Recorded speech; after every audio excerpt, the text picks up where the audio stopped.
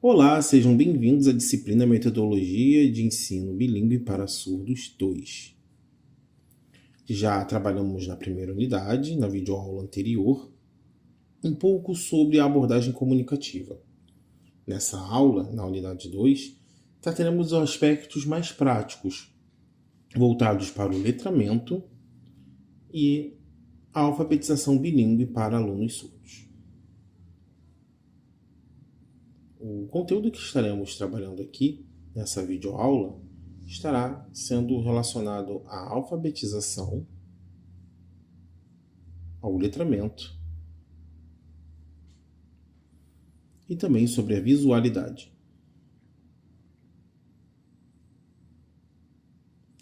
Traremos também alguns elementos práticos sobre as aulas de ensino de língua portuguesa como segunda língua para alunos surdos. Vamos lá?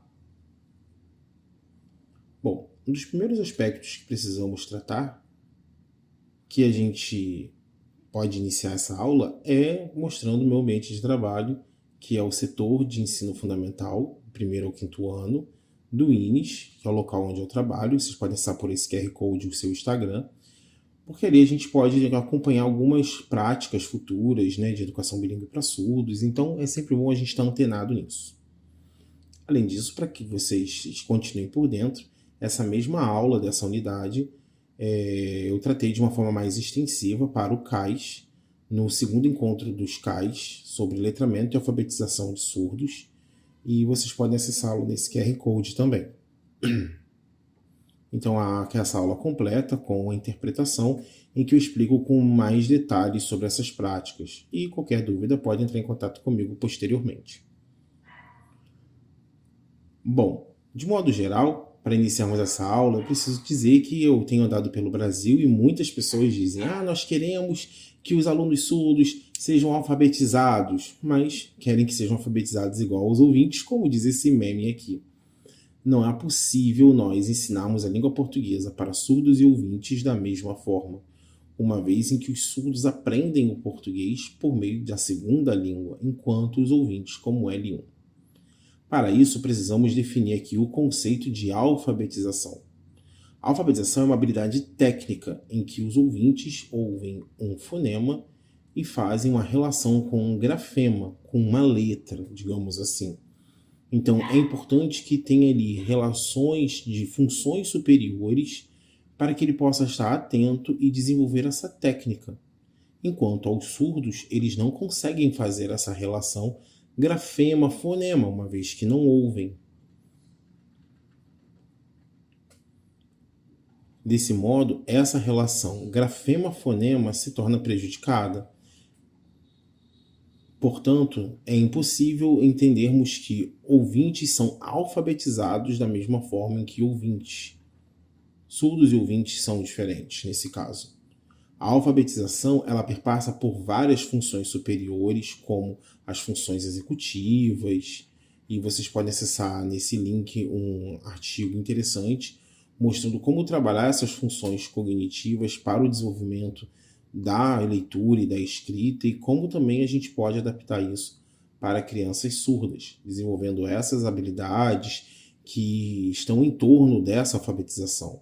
É muito comum nós queremos apresentar apenas palavras, achando que os surdos vão desenvolver naturalmente a língua sem desenvolver outras habilidades. E precisamos pensar sobre isso também.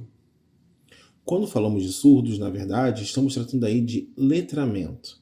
Bom, lembra da abordagem comunicativa em que falamos sobre contextos reais de comunicação? Da mesma forma é com os surdos no letramento. Então, nesse período de desenvolvimento e de aquisição da linguagem, os surdos eles podem sim desenvolver a língua portuguesa a partir das suas percepções de mundo e das suas relações culturais a partir de um letramento visual. O letramento não é algo em que nós depositamos na criança, mas é algo que a criança faz com relação ao mundo a partir das suas próprias experiências vivenciadas, as suas experiências visuais. Então nós, enquanto professores, devemos oferecer o máximo de experiências possíveis para que esses alunos, a partir de contextos significativos, aprendam a língua portuguesa. Lembra que nós falamos na unidade 1? É exatamente isso. Precisamos estimular e oferecer ambientes significativos de interação na comunicação.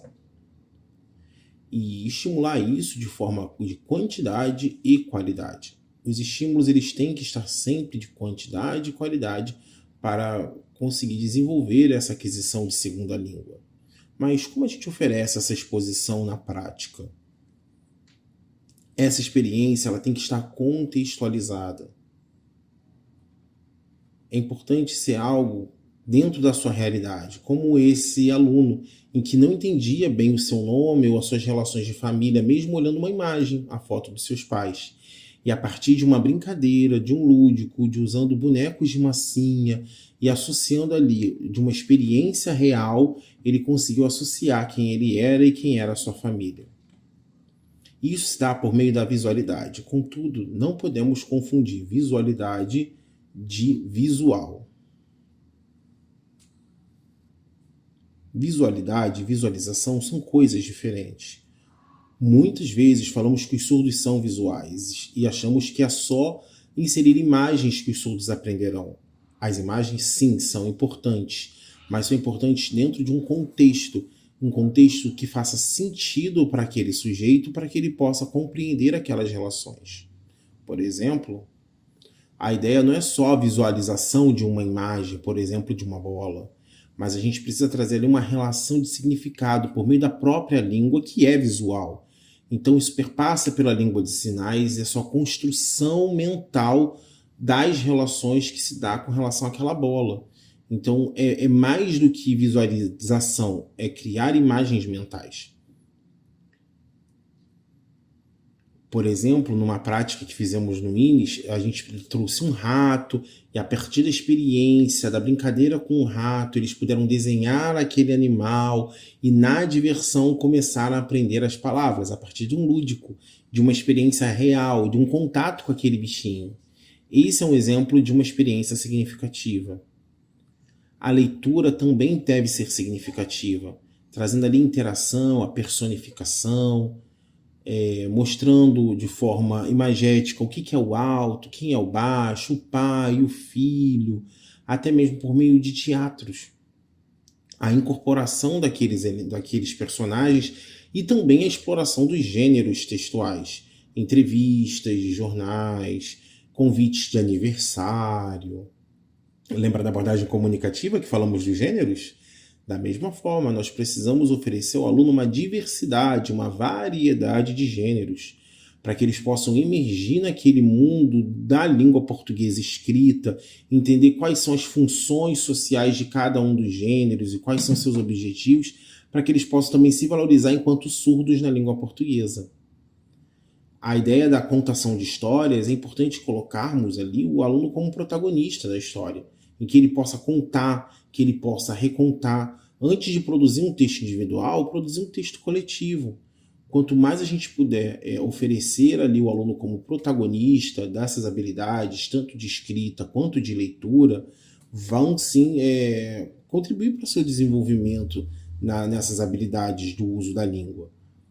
Usando ali o seu conhecimento prévio por meio da língua de sinais, o conto, o reconto, a produção coletiva e chegando, por fim, à produção individual. A personificação, a encenação, como falamos do teatro, ela é essencial porque faz com que os alunos percebam o contexto da história, não apenas lançar textos sem sentido. Nós fazemos etapas para que os alunos possam ir internalizando e compreendendo aquelas experiências que eles estão vivendo em língua portuguesa. A gente pode, inclusive, pedir para que os alunos possam desenhar o que eles compreenderam da história, produzindo pequenas histórias em quadrinhos, HQ, com as palavras principais que eles aprenderam. E ali, sim, depois disso, montar um texto coletivo e aí, sim, por fim, produzir um texto individual. Esse é um exemplo de texto coletivo. E os alunos, como são ativos, devem se tornar pesquisadores no ambiente da escola, por exemplo, e nos espaços em que eles se inserem, para que, a partir da sua reflexão crítica, das palavras que os circundam, por exemplo, anotar essas palavras e produzir textos. textos que façam sentido para eles porque está na sua realidade. A gente pode aproveitar a vivência dos próprios alunos, como as regras da escola. O que pode, o que não pode, o que é certo e o que é errado. Fazer discussões em libras, em grupos, e a partir dessas discussões, das suas vivências, do que eles entendem do que é o certo, do que eles entendem o que é errado, a gente parte para a língua portuguesa, para o vocabulário, a ampliação do repertório, para depois as discussões em grupo, para a produção de textos coletivos, e aí sim a gente pode trabalhar a gramática, por exemplo, como os verbos.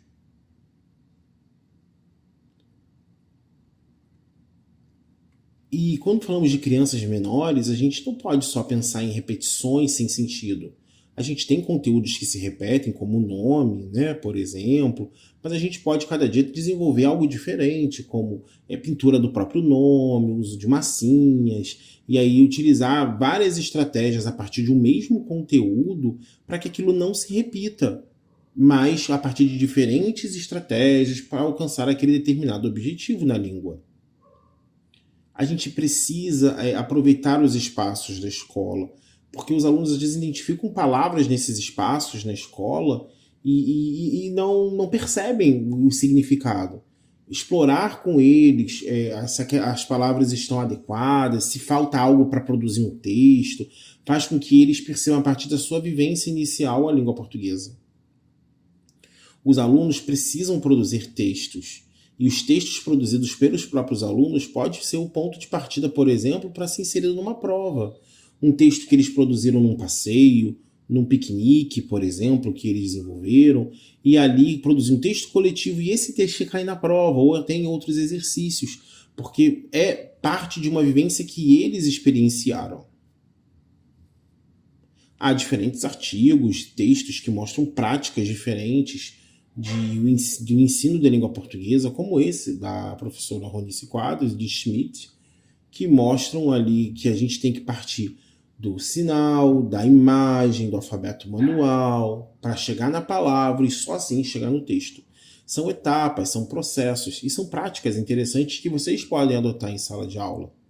Há outros autores que também são muito bons, que trazem aspectos bem similares, como a diversidade de contextos apresentados pela Sueli Fernandes, como práticas bilíngues e estratégias de ensino de português como segunda língua e letramento.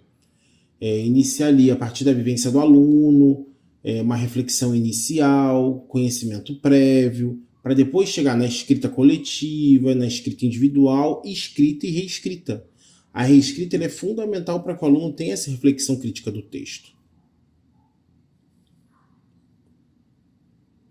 Bom, não é possível lermos as palavras sem antes tivermos uma leitura do mundo.